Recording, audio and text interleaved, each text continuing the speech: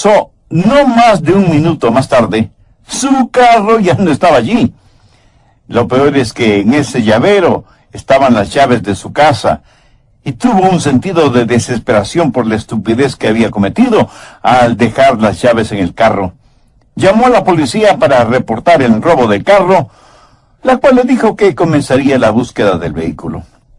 Al otro día, y para sorpresa de todos, su automóvil estaba estacionado frente a su casa, bien lavado, brillante, limpio, con el tanque de gasolina lleno y con una nota que decía: siento muchísimo que tuve que llevarme su carro. Tenía una verdadera emergencia y necesitaba un vehículo. Discúlpeme y tenga la bondad de aceptar la tarjeta de regalo adjunta para que usted y su esposa vayan este fin de semana a comer en el hotel más lujoso de la ciudad. Nuevamente, perdone la molestia que le causé por haberme llevado su carro. Además, ya avisé a la policía que su carro ya ha sido encontrado, por lo tanto, no debe preocuparse de llamarles. Así que él y su esposa ese fin de semana fueron al hotel más lujoso de la ciudad y se dieron un verdadero banquete. Y de noche, cuando regresaron a su casa, la encontraron totalmente vacía. El astuto ladrón del carro había hecho copias de todas las llaves de la casa, invirtió un poco de dinero en la compra de la tarjeta para que fueran a comer y tuvo todo el tiempo del mundo para dejar la casa totalmente vacía y limpia. Y aunque esto de que a uno le roben la casa no es motivo de risa, lo que les acabo de contar sirve para enfocar el tema de hoy: un ladrón en la noche. Bien, veamos 1 Tesalonicenses 5 desde el verso 1.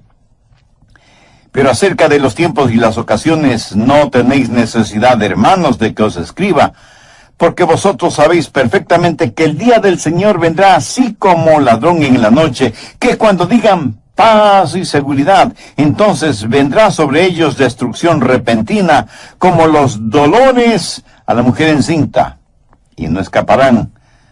Mas vosotros, hermanos, no estáis en tinieblas, para que aquel día os sorprenda como ladrón.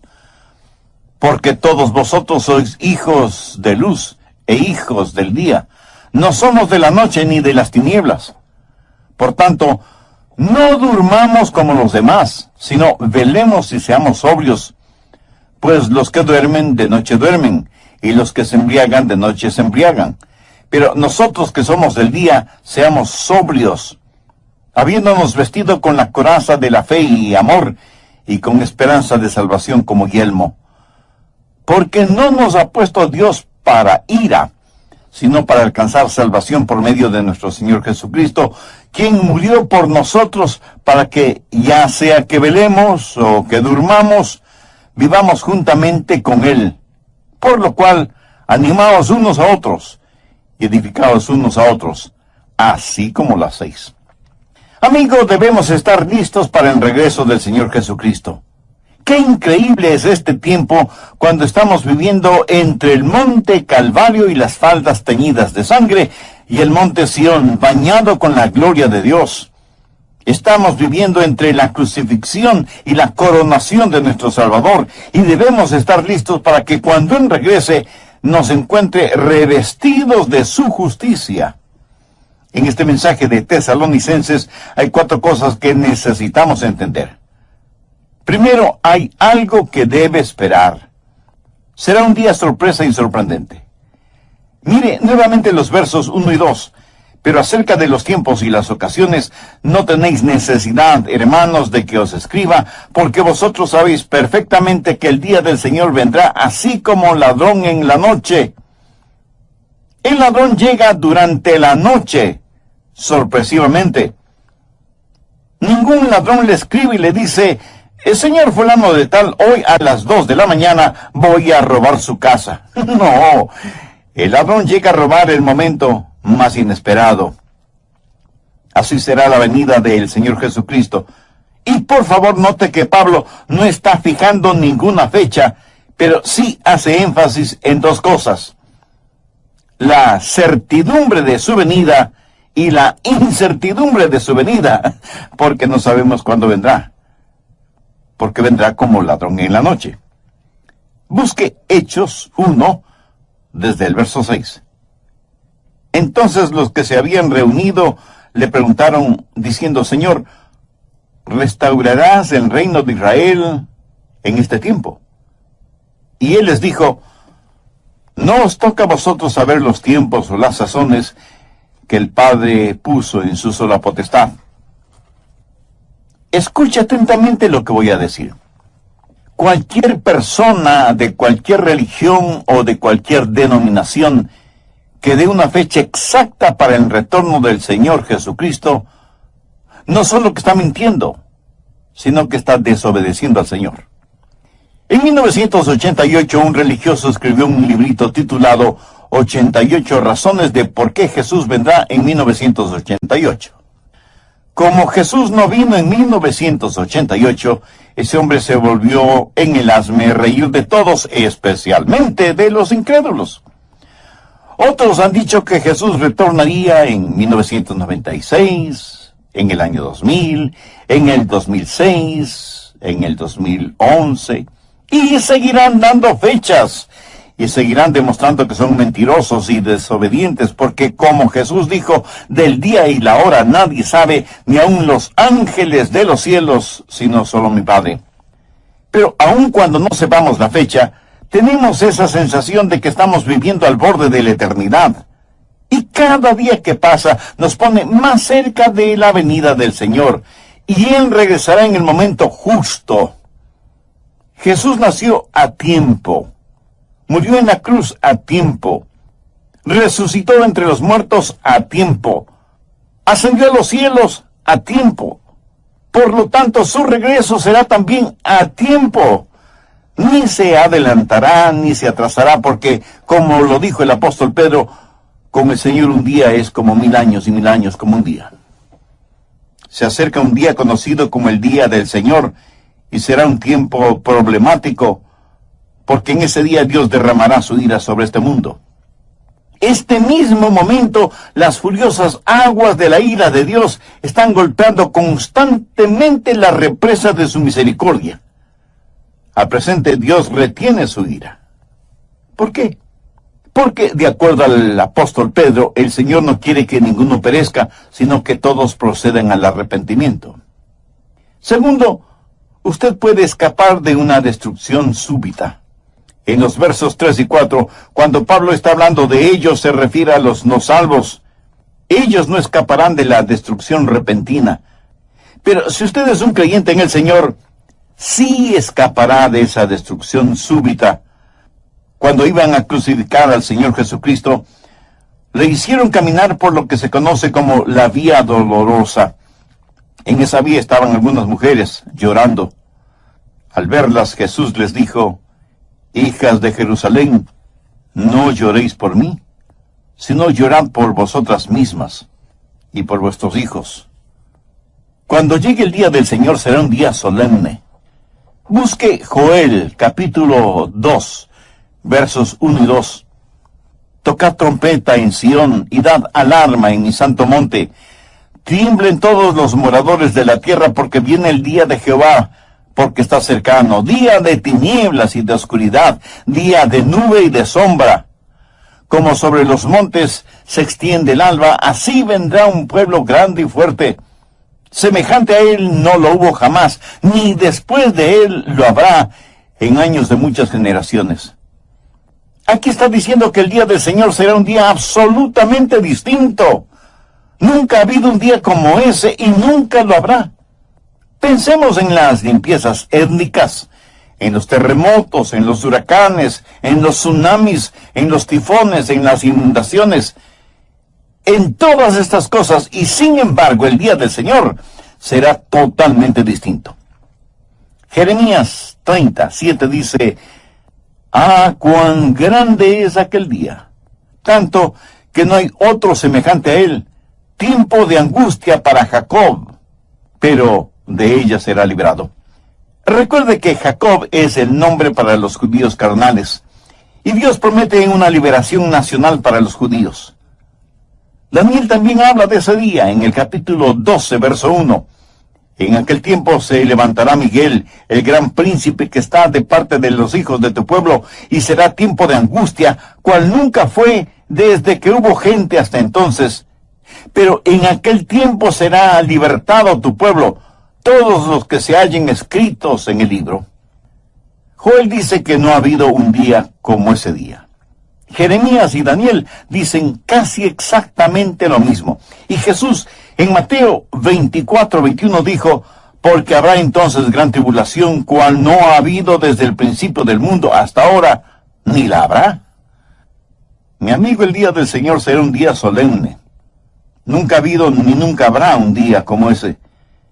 Y necesitamos escapar de ese día.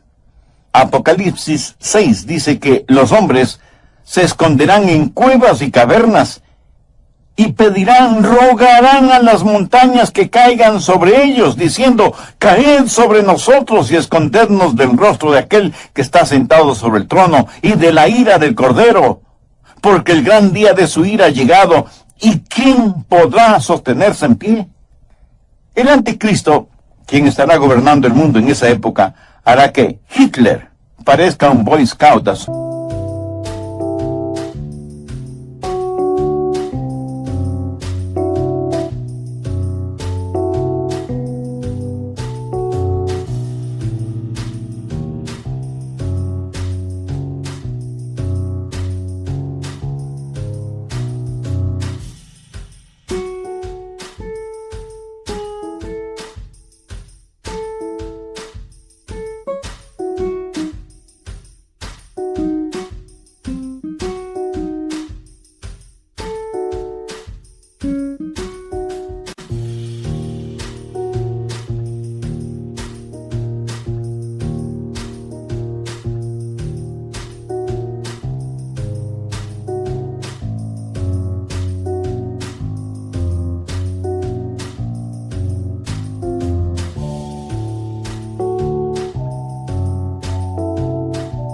Lado.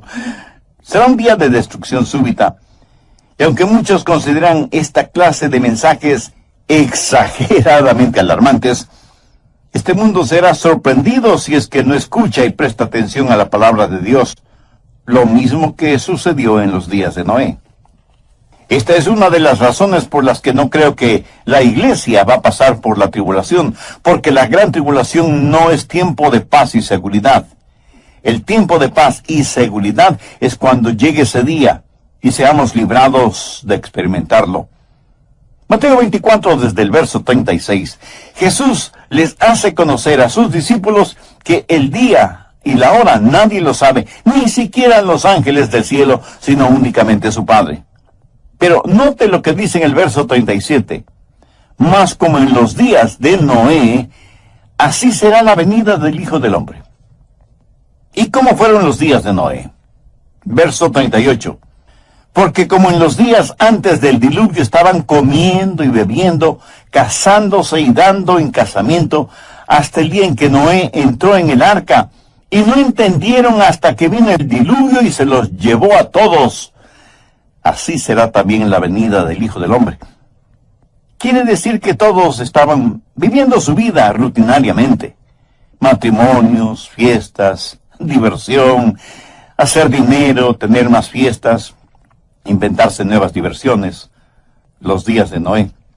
Hasta que un día Dios le dijo a Noé y a su familia que entraran en el arca. Dios cerró la puerta del arca y abrió las cataratas del cielo y abrió las fuentes de los mares y vino el diluvio y fue demasiado tarde para todos los que estuvieron fuera del arca. El día del Señor será un día súbito y solemne. Ya me puedo imaginar un comité en los días de Noé.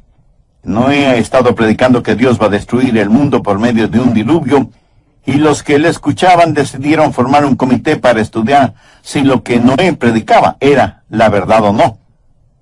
En el comité tuvieron a un científico, el doctor Francisco Formaleído, a un filósofo, el doctor Flavio Sabelotodo, y a un religioso, el reverendo Ernesto Rásqueme el Oído.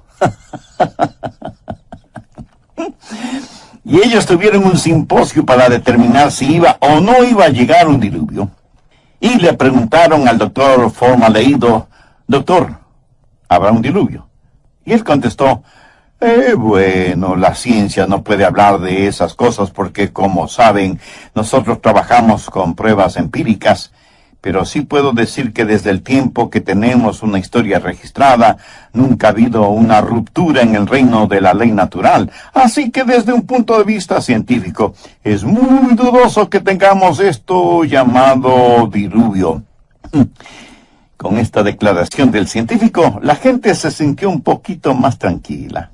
Entonces le preguntaron lo mismo al filósofo, el doctor Flavio Sabelotodo. Y él, cómodamente sentado y casi sonriendo paternalmente, responde: la filosofía tiene que ver con las áreas en donde la ciencia no tiene respuestas. Desde mi punto de vista filosófico, si es que hay un Dios, y si Dios creó este mundo y sus habitantes, sabe las debilidades y las proclividades de lo creado, porque esa es la forma en que Él lo creó. Y Él no va a destruir su propio trabajo. Así que, con todo el valor de la filosofía, declaro que no habrá ningún diluvio. Y la gente sonrió, dando un gran suspiro de alivio. Ahora tenía que contestar la pregunta el reverendo Ernesto Rásqueme el oído. Reverendo, usted ha estado en el seminario y ha estudiado mucho, y en instituciones de educación teológica a nivel doctoral. Díganos, ¿habrá un diluvio? Él no es tan desapasionado como el científico o el filósofo.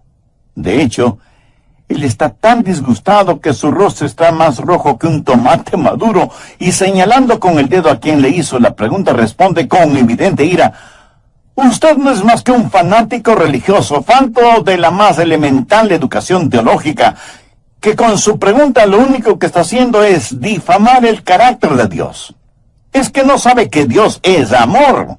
Señoras y señores, si es que Noé ha escuchado o ha oído algo sobre un diluvio, declaro enfáticamente que no será agua literal. Como en los días de Noé, así será la venida del Hijo del Hombre. Primera Tesalonicenses 5:3. Porque cuando digan paz y seguridad, entonces vendrá sobre ellos destrucción repentina como los dolores de la mujer encinta. Así que, primero, debemos esperar ese día sorpresivo. Segundo, debemos escapar de la destrucción súbita. ¿Qué de usted, amigo oyente? ¿Ansía la venida del Señor o teme la venida del Señor? Si usted aún no tiene una relación personal con Dios por medio de su Hijo, el Señor Jesucristo, este es el momento de tenerla. En el programa anterior dije que debemos estar listos para el regreso del Señor Jesucristo. ¡Qué increíble es este tiempo cuando estamos viviendo entre el monte Calvario y las faldas teñidas de sangre, y el monte Sión bañado con la gloria de Dios! Estamos viviendo entre la crucifixión y la coronación de nuestro Salvador, y debemos estar listos para que cuando Él regrese nos encuentre revestidos de su justicia. Y teniendo como base bíblica Primera Tesalonicenses 5, los versos del 1 al 11, mencioné que hay 4 cosas que necesitamos entender. Primero, que hay algo que debemos esperar. Los versos 1 y 2 dicen: pero acerca de los tiempos y las ocasiones, no tenéis necesidad, hermanos, de que os escriba, porque vosotros sabéis perfectamente que el día del Señor vendrá como ladrón en la noche. Segundo, que usted puede escapar de una destrucción súbita. Bien, le invito a tener su Biblia y un cuaderno de notas a la mano para proseguir con el estudio bíblico de hoy. Le aseguro que será muy bendecido. Tercero, debemos soportar las tinieblas circundantes. Los versos del 4 al 9 de Primera Tesalonicenses 5 dicen: mas vosotros, hermanos, no estáis en tinieblas, para que aquel día os sorprenda como ladrón. Porque todos vosotros sois hijos de luz e hijos del día. No somos de la noche ni de las tinieblas. Por tanto, no durmamos como los demás, sino velemos y seamos sobrios. Pues los que duermen de noche duermen, y los que se embriagan de noche se embriagan. Pero nosotros que somos del día, seamos sobrios, habiéndonos vestido con la coraza de la fe y de amor, y con la esperanza de salvación como yelmo, porque no nos ha puesto Dios para ira. Debemos soportar las tinieblas que nos rodean. Nuestro mundo actual está en tinieblas, tinieblas morales, tinieblas espirituales, tinieblas sociales, tinieblas políticas y aún tinieblas religiosas. No podemos darnos el lujo de quedarnos dormidos, aunque el mundo esté dormido.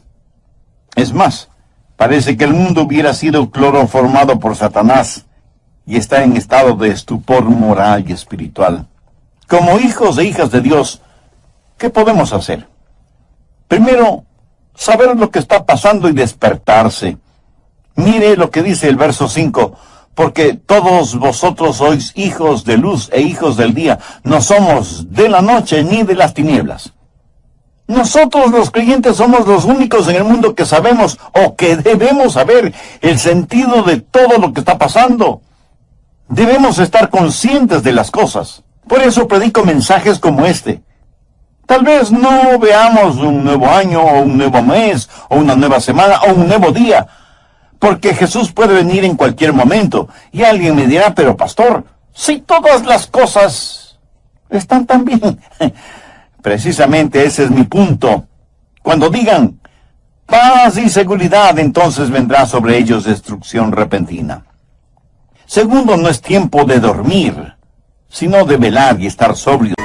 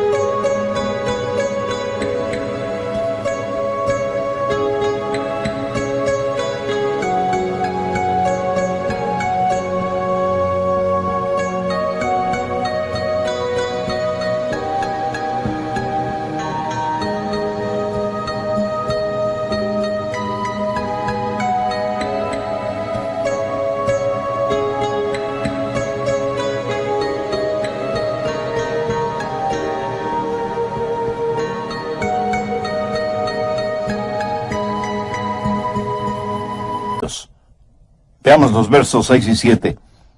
Por tanto, no durmamos como los demás, sino velemos y seamos sobrios, pues los que duermen de noche duermen, y los que se embriagan de noche se embriagan.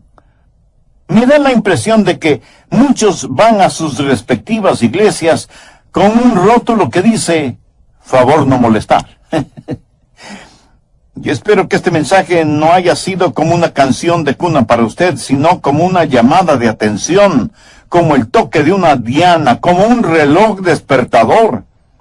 El escenario está listo, y la segunda venida de Cristo no es una teoría que debe ser discutida, sino una verdad que debe ser vivida. No estamos supuestos a ponernos largos mantos blancos e irnos a sentar en el pico de una montaña. Jesús dijo que debíamos estar ocupados hasta cuando Él regrese. Pero, ¿qué significa estar ocupados? Si usted tiene una ocupación, ese es su trabajo. Manténgase ocupado. Dé a conocer al mundo su relación con Jesucristo. Tercero, no solo debemos estar alertas, estar despiertos y ser sobrios, sino que además debemos estar vestidos con la ropa apropiada. Mire el verso 8.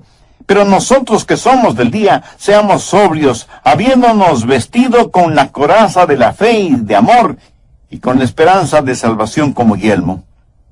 Hay dos cosas que cada creyente debe tener siempre. Primero, tener un corazón justo. Esa es la coraza de fe y de amor que cubre su corazón. Si usted ama a Jesús, usted debe amar a los demás. Usted debe poner su fe en donde Dios puso sus pecados, en el Señor Jesucristo. Esa es la coraza que necesita llevar siempre. Si no la tiene, mi amigo, usted no está listo para enfrentar estos días tenebrosos.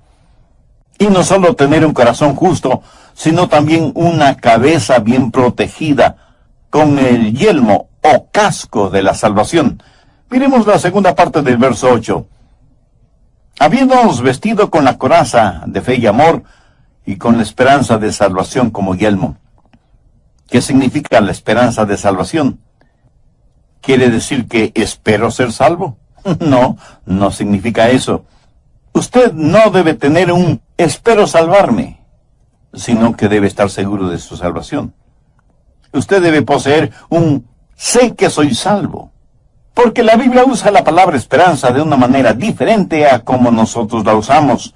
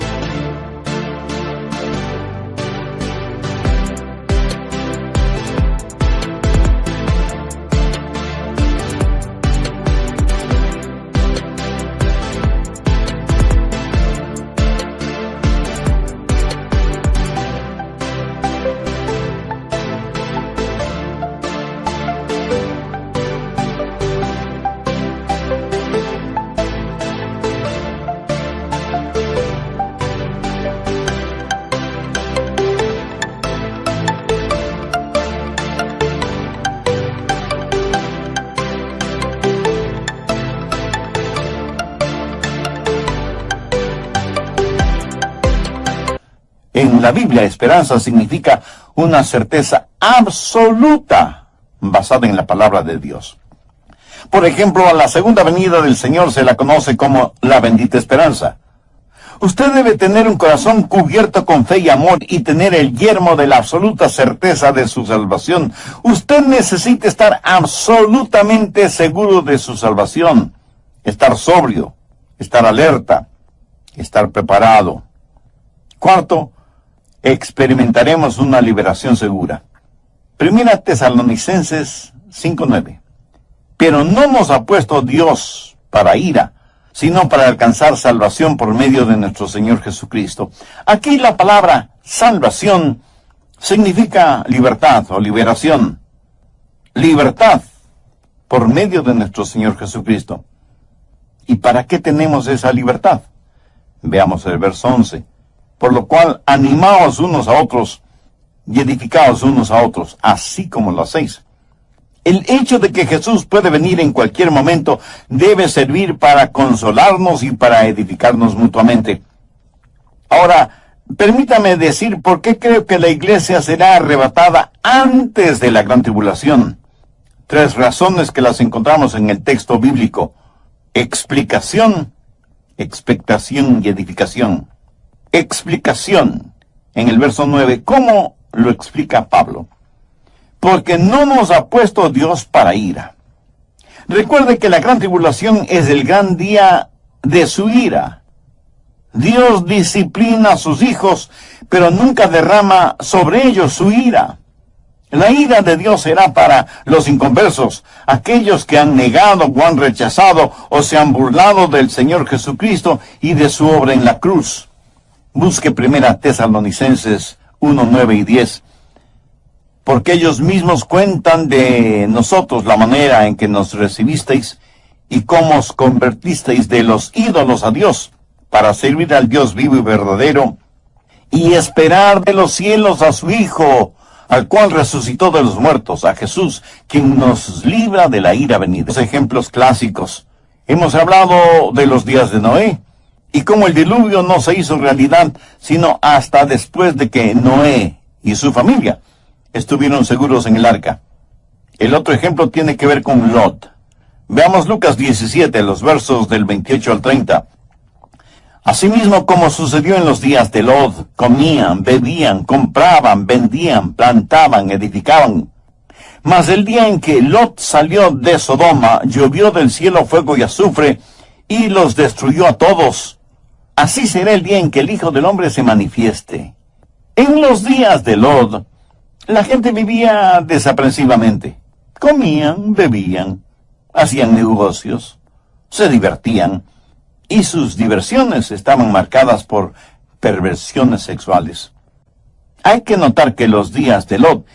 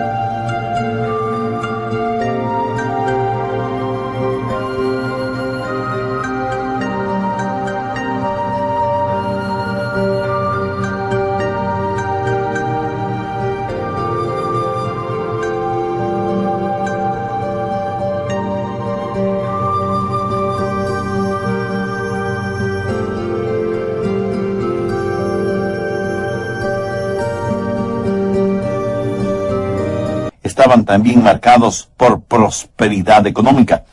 El mercado de valores estaba en la cúspide cuando cayó fuego y azufre sobre Sodoma y Gomorra. Y alguien seguramente me preguntará, Pastor Rogers, ¿cómo sabe usted que era así? Buena pregunta. Busque Ezequiel 16:49. He aquí que esta fue la maldad de Sodoma tu hermana: soberbia, saciedad de pan y abundancia de ociosidad tuvieron ella y sus hijas, y no fortaleció la mano del afligido y del menesteroso. Pero lo peor eran las abominaciones sexuales, pecado del cual no se avergonzaban. No lo cometían en oscuros callejones, sino que lo exhibían en las calles principales, sin ni siquiera sonrojarse. Como tenían en abundancia, parece que no tenían necesidad de trabajar. Y no solo tenían abundancia de pan, sino también abundancia de ociosidad. Tenían tremenda prosperidad económica, pero también habían llegado a lo más profundo de las perversidades sexuales. Jesús dijo, como en los días de Noé, como en los días de Lot. Antes de que el diluvio llegara, Dios sacó a Noé y lo puso juntamente con su familia en el arca. Antes de destruir a Sodoma y Gomorra con azufre y fuego, el ángel le dijo a Lot que debía salir de la ciudad porque mientras él estuviera en la ciudad, el ángel nada podía hacer. Dios no derramaría su ira sobre este hombre Lot, a pesar de que Lot, aunque creía en Dios, estaba totalmente viviendo en medio de un ambiente mundano. Noé fue puesto en la seguridad del arca antes del diluvio. Lot fue sacado de la ciudad antes de que fuera destruida con fuego y azufre. Así que en primer lugar tenemos una explicación. No nos ha puesto Dios para ira. Expectación. Veamos 1 Tesalonicenses 5:10. Quien murió por nosotros para que, ya sea que velemos o que durmamos, vivamos juntamente con Él. Note cómo Pablo se incluye en esta espera. ¿Por qué?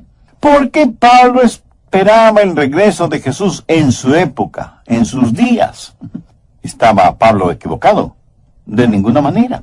Retrocedamos a 1 Tesalonicenses 4:17. Luego nosotros los que vivimos seremos arrebatados juntamente con ellos. ¿Lo ve? Seremos arrebatados. Significa que Pablo se incluía en este evento. Y esto fue hace más de 2000 años. O sea que ellos en ese tiempo ya estaban viviendo al borde de la eternidad. Exactamente como nosotros ahora. El apóstol Juan en su primera epístola dice, hijitos, ya es el último tiempo. Y así como Pablo esperaba a Jesús, nosotros también debemos esperarlo. Ahora escúcheme bien. Este es el punto. Si la tribulación sucede primero, entonces no esperamos a Cristo, sino al anticristo. Pablo estaba esperando al Señor Jesucristo. Cuando usted está esperando que llegue la tribulación, eso significa que no está mirando hacia arriba, sino a su alrededor. Edificación. Una vez más veamos 1 Tesalonicenses 5:11, por lo cual animaos unos a otros y edificaos unos a otros, así como lo hacéis. El hecho de que Jesús puede retornar en cualquier momento debe servirnos de consuelo y de gran edificación. Si yo creyera que la iglesia va a experimentar esos días terribles que Jesús, Jeremías, Daniel y Joel dicen que nunca ha habido un tiempo como ese y que nunca lo habrá, ¿cree usted que eso me animaría? ¿Me edificaría? ¿Cree que yo estoy orando porque llegue la tribulación? No, mi oración es, sí, ven, Señor Jesús. Estoy esperando el sonido de la trompeta en cualquier momento. Así como Dios le dijo a Noé que entrara en el arca, así como Dios le dijo a Lot que salga de Sodoma, un día Él me dirá, Adrián, ven junto a mí. Y la trompeta sonará, y me encontraré con mi amado Salvador en el aire, en un abrir y cerrar de ojos. Este es un asunto completamente serio. Tal vez muchos de ustedes estarán pensando que debía haber predicado sobre algún otro asunto más liviano. Le recuerdo que no estoy aquí para hacerle cosquillas en sus oídos espirituales, sino para enseñarle la palabra de Dios tal y como es la palabra de Dios. Debemos esperar un día sorpresivo, debemos escapar de la destrucción súbita, debemos soportar las tinieblas que nos rodean y podemos experimentar una segura liberación. Y me pregunto, ¿cuántos de ustedes que me escuchan pueden decirme, Pastor Rogers, si Jesús viniera este momento súbitamente para llevar a su iglesia, yo estoy listo para ir a su presencia? Si usted puede decir eso con absoluta seguridad, eso significa que tiene a Cristo en su corazón, que se ha arrepentido de sus pecados y que tiene una vida nueva en el Señor Jesucristo. Significa que ha nacido de nuevo. Y porque ha nacido dos veces, un nacimiento físico, biológico y un nacimiento espiritual, morirá una sola vez. Usted y yo pertenecemos a la familia de Dios, y es mi hermana o mi hermano en el incomparable amor del Señor Jesucristo. Pero si usted no ha nacido de nuevo, le tengo muy buenas noticias. Hoy mismo puede ponerse la coraza de la fe y de amor y el yelmo de salvación. Puede ser salvo hoy y por toda la eternidad si cree sinceramente en Jesús y deposita toda su confianza en Él. Voy a orar una oración y le invito para que usted con sus propias palabras la repita. Puede orar en voz alta o en voz baja, o silenciosamente si así lo prefiere. Pero lo importante es que su oración la diga con fe, con sinceridad, con convicción, sabiendo que Dios ve la intención y la motivación de su corazón. Querido Dios, sé que me amas y quieres salvarme. También sé que como pecador lo que merezco es tu juicio, lo que merezco es que derrames tu justa ira sobre mí. Pero vengo a implorar tu gracia y tu misericordia en los méritos de tu amado Hijo Jesucristo, quien entregó su vida en la cruz para salvarme. Señor Jesús, tu promesa es que si creo en ti me salvarás.